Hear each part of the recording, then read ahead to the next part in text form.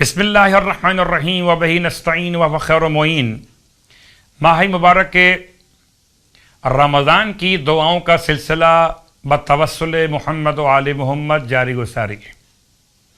16ویں شب کی دعا تلاوت کی جا رہی ہے۔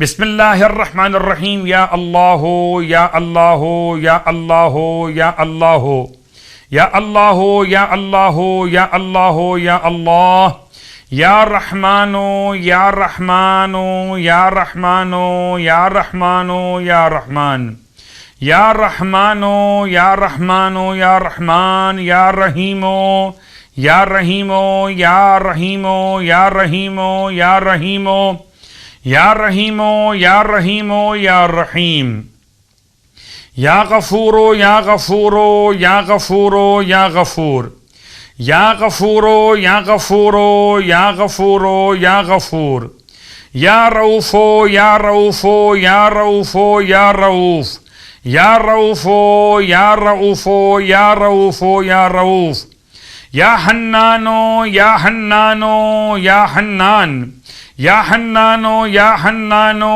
یا حنان یا حنانو یا حنان یا علیو یا علیو یا علیو یا علی یا علیو یا علیو یا علیو یا علی صلی علی محمد وآل محمد واغفر لی انکا انت الغفور الرحیم۔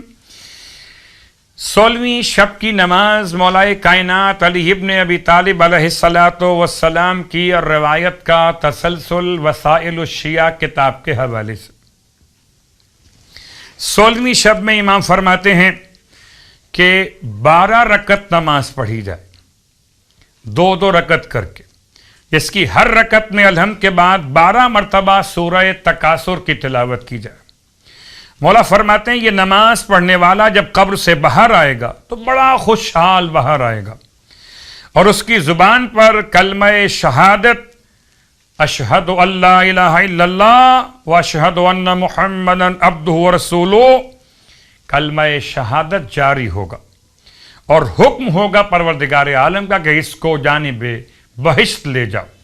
پروردگار ہم سب کو نماز اور اس کے ثواب کے حصول کی توفیق عطا فرمائے۔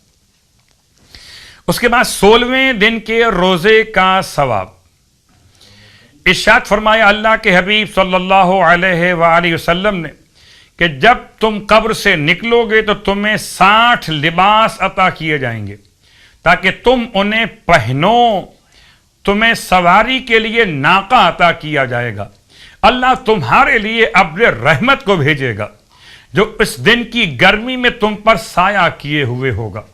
پروردگار ہمیں اس روزے کے ثواب کے حصول کی توفیق عطا فرمائے۔ 16ویں دن کے روزے کی دعا کی تلاوت۔ بسم اللہ الرحمن الرحیم۔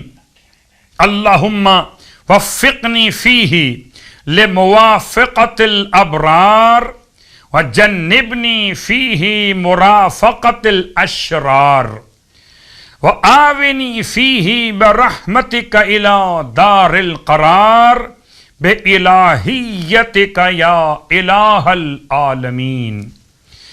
اور آج آپ کی خدمت مقدس میں جو نماز پیش کی جا رہی ہے اس نماز کا نام ہے نماز شکر۔ نماز شکر بروایت امام جعفر صادق علیہ السلام فرماتے ہیں جب تمہیں خدا کی کوئی نعمت عطا ہو تو چاہیے کہ 2 رکعت نماز شکر کی نیت سے انجام دو۔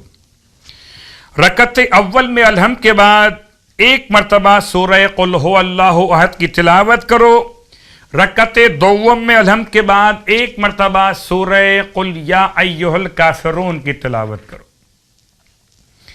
اور حالت رکوع و سجود میں اس طرح سے پڑھو، رکعت اول میں اور رکعت دوم میں ذکر کے بعد الحمدللہ الذی استجاب دعائی وآتانی مسئلتی۔